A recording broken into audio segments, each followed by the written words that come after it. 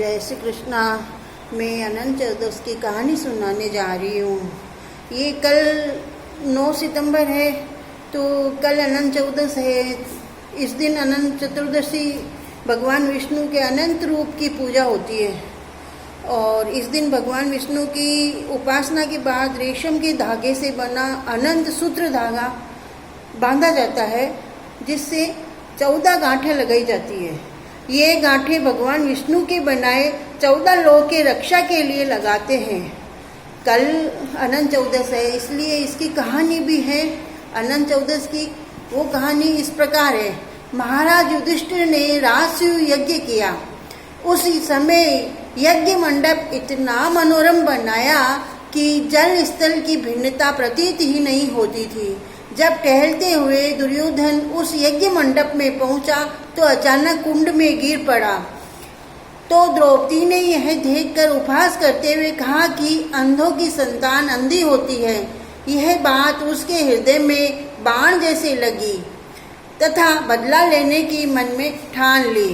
कुछ दिनों बाद ही उसने पांडवों को बुलाकर दूध क्रीड़ा में परास्त किया। हार जाने पर प्रतिज्ञा अनुसार 12 वर्ष तक कठोर दंड दिया।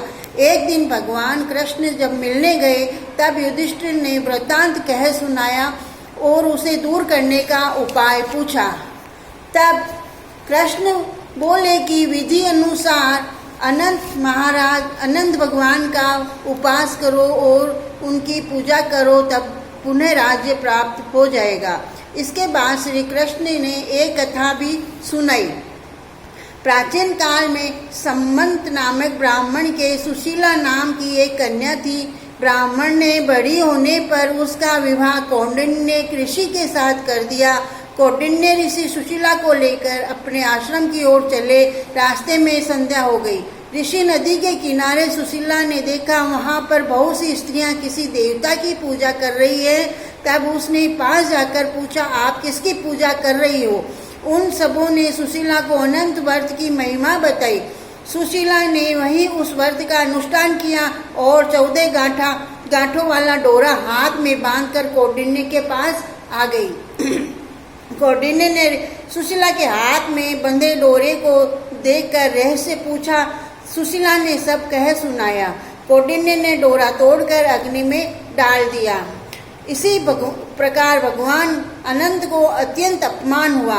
परिणाम यह हुआ कि ऋषि सुखी न रह सके और उनके सब कुछ धन दौलत समाप्त हो गई। तब उन्होंने सुशीला से इसका कारण पूछा तो सुशीला ने अनंत डोरे की याद दिलाई।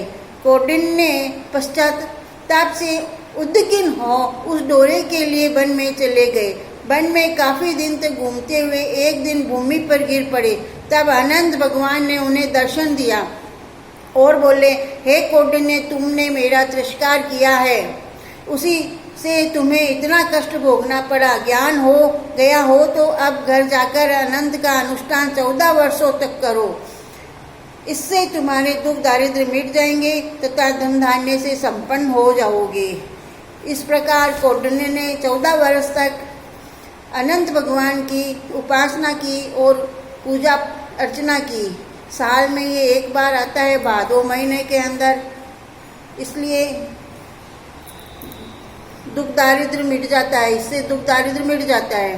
बोल अनंत देव की जय।